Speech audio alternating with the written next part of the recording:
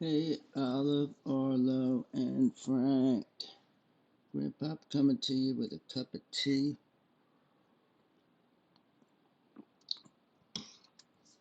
I'm going to try to do a couple of these, so I need to soothe my throat so I can get through these. Today, we're back in the children's book of heroes, and we're going to be looking at the lady right up here, Mother Teresa.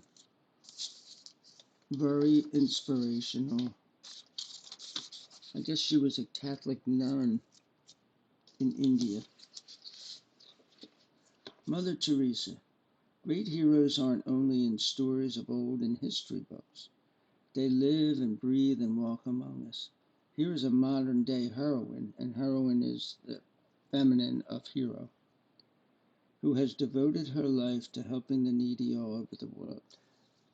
I believe that she has passed away. I'm not sure.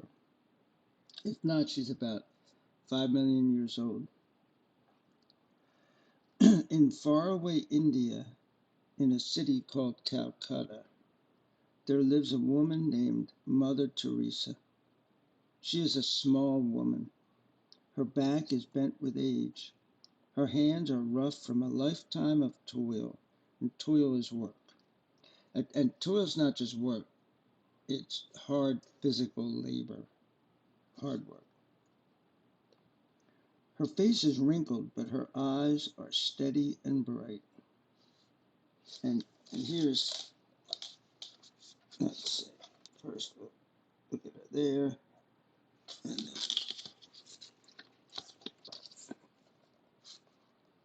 the logistics are a little bit difficult when I first start showing this. So there she is in Calcutta talking to a little boy. Maybe it's a little girl. And that was her ministry. Mother Teresa is a nun, a woman of God. She lives in a large house with other women who call one another sister, for they are like family. They all have given their lives to God and try to do his work. So nuns traditionally, they can't get married, they can't have babies of their own. They consider themselves married to Jesus.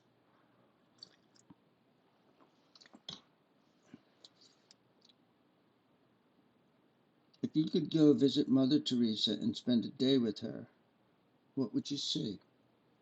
Very good question. You'd see a lot. Trust me. And very little of what you see would be like, oh yeah, this is great. I mean, it's great what she does, but it's not so great what she's up against. Let's take a look. She rises from bed very early in the morning, long before the sun rises. She says her prayers, eats her breakfast, and does her chores with the sisters. Then she leaves her house and goes into the streets. Follow her, and you will see her walk into parts of the city where the buildings are dirty, the streets are full of trash, and the people wear sad, tired looks on their faces. She sees a child, perhaps no older than you, sitting against a wall. His clothes are ragged, and his face is covered with dirt. He does not have a home. She does not know where he does not know where his parents are. So he's out there all by himself, and he's a little guy. He looks like he might be 4 years old right now. Olive, you're just a few weeks old now. Arlo, you're 3. Frank, you're 22. Just think about what it would be like to be in this big city and not have anybody to take care of you and be a little kid. Mother Teresa stops. She takes him by the hand. She wipes the dirt off his face and the tears from his eyes. She leads him to a place where the sisters will give him a bath and new clothes. Then they will try to find a family who will love him and take him into their house. And now we're going to see her doing some other things. So that's just as I flip the page. So she's with somebody who was obviously sick in bed, and then somebody maybe who's grieving. Grieving is being sad because you lost, usually because someone died. You experience something called grief. Follow Mother Teresa now as she walks more streets. She goes to the house of a woman who is sick. This woman has nobody to care for her. No one wants to come near her for fear of catching her sickness. Mother Teresa bends over her bed. She gives her some medicine. She washes the places where the skin shows signs of disease. Then she cleans the poor woman's room and opens the windows to let in the fresh air. So this lady's a full service servant of God. She does a little bit of doctoring or nursing, whatever you want to call it, although it's folk medicine, I'm sure. But she's, cleaning people's rooms. She's cleaning up little kids. She's getting them to a place where they can find a permanent solution for their problem, like living in the city without anybody to take care of you. God has given us each a lighted lamp, Mother Teresa says. It is our job to keep it burning. We can keep it burning only by pouring oil inside. That oil comes from our own acts of love. So that's what she's saying. She's saying that to shine your light in the world, you have to show love for other people. People who don't have love shown to them. This little boy had nobody to take care of, but Mother Teresa cared. This woman had nobody to take care of her. Not only that, people were afraid they were going to get sick by being near her, so everybody was like, "Oh, I'm not even going in that place."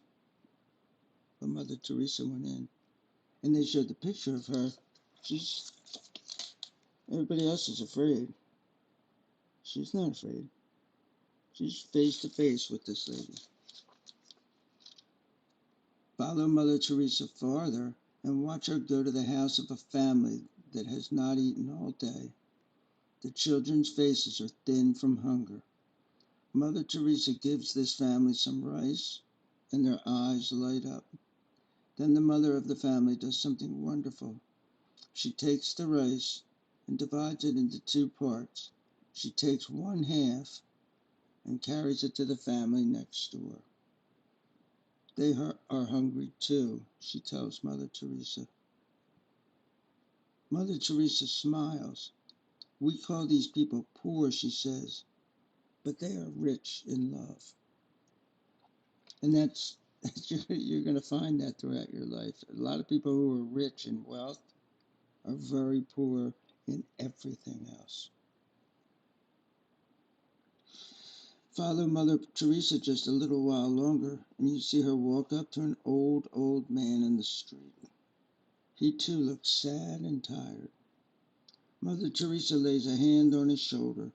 "How are you doing?" she asks kindly. The stranger is surprised, but his face lights up in a smile. "It has been so long since I felt the warmth of another's hand," he cries. "It has been so long since anyone cared to speak to me." Mother Teresa talks to him for a while, giving him comfort. "The worst hunger of all is the hunger for love," she tells you as she walks on her way. "The worst sickness is the feeling that no one wants you." And so as we go into the last, there she is, and she's reading the Bible. And I'm sure she read it all the time. Let me wet my whistle here.